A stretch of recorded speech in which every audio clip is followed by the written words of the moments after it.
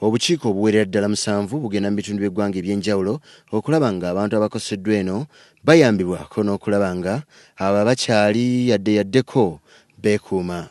Obukiiko buno bulangiriddwa Ssaabaminisita Dr. Ruhakana Rugunda enkya ya leero wano mu kibuga Kampala.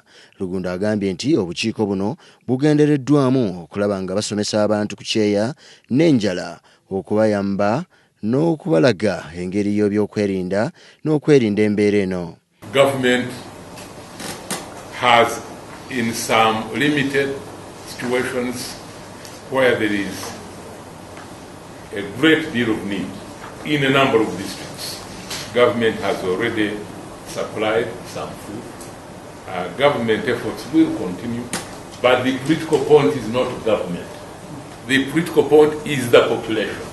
And in fact, these technical and political teams are going out primarily to sensitize and arm the population. Ono wano era alaze obulabo buli mu kwonoona entobazi kyagambye nti kiviiriddeko embeera eno ey'ekyeya okweyongera okusinziira ddala mu bitundu ebya Buganda ne Ankole. The strong wetlands is really an enemy of good weather for our country. It's inviting drought and therefore famine. That's why we're saying let us protect our wetlands, and government will go out of its way to do so. Y'omukungu mu minisitule y'ebibamba Sozi Galabuzi annyonnyodde nti omulanga gw'abagenda gutambulirako gwe gw'okutaasa abantu bano okuva mu kabi k'enjala ng'abantu be bafunira emmere. Essawa ya leero Prime Minister ne ministry ez'enjawulo ezikwatagana ku nsonga eno tukoze ttiimu era ataddewo ttiimu ya Bubondo 7 ogenda mu bantu balabe nti ate tubabuulira kyekyokukola obuzibu obuliwo n'engeri gye tunaabuvaamu. Muno mulimu okusomesa abantu ku bika by'emmere bye balina okusimba mu kiseera ekitono ddala okusobola okufuna amakungula ag'amangu mu kiseera kino nga balindirira enkuba ennyingiko.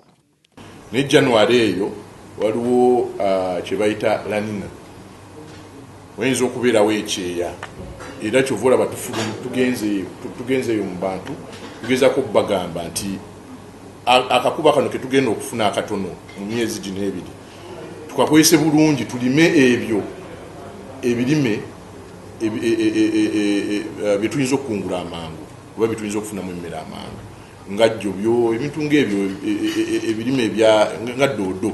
Obukiiko bwonna obulondeddwa bugenda kuba nga bukulemberwamu baminisita ab'enjawulo nga bayambibwako abakungu mu minisitule ez'enjawulo n'ekitongole ky'embeera ey'obudde. West Nile, Honorable Grace Kwichwinchwin ne Honorable Christopher Chibazanga. Northern tulina Honorable Hilary Onek ne Honorable Betty Amongi. Karamoja tulina Honorable Moses Chizige ne Honorable Peter Lokeris. Eastern tulina Honorable Musa Echweru ne Honorable Namayang. Busoga tulina Honorable Ronald Chibule ow'ebyamazzi ne Honorable Agre Bajiri. Nga Central tulina Honorable Ruth Nankabirwa, Honorable Frank Mwebaze nange Kamwakoogera Galabuzi Sozi. Ebitundu by'eggwanga omuli Ankole, Karamoja, Masaka, Lwengo, Sembabule, Karamoja, Isinjiro, Teso ne West Nile birumbiddwa enjala oluvannyuma lw'ekyeya. Mu bitundu bingi bino enkuba yakomadde okutonnya ekireese emmere okubula wonna n'ensolo okubulwa amazzi ag'okunywa. Alipoota eno ereeteddwa Kagaba Goreti.